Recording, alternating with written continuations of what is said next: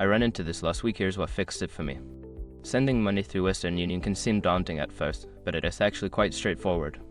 Here is a simple guide to help you navigate the process. Step 1. Create an account. Visit the Western Union website or download the app. Click on Sign Up and fill in your details to create an account. Step 2. Choose your transfer method. Select how you want to send money, either online, via the app, or in person at a Western Union location. Step 3. Enter recipient details. Input the recipient's name, location, and the amount you wish to send. Make sure the name matches the ID to avoid issues. Step 4. Select payment method.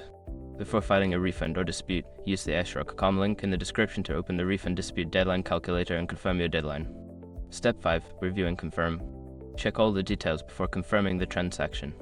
Make sure everything is correct to prevent delays. After confirming, you will receive a tracking number.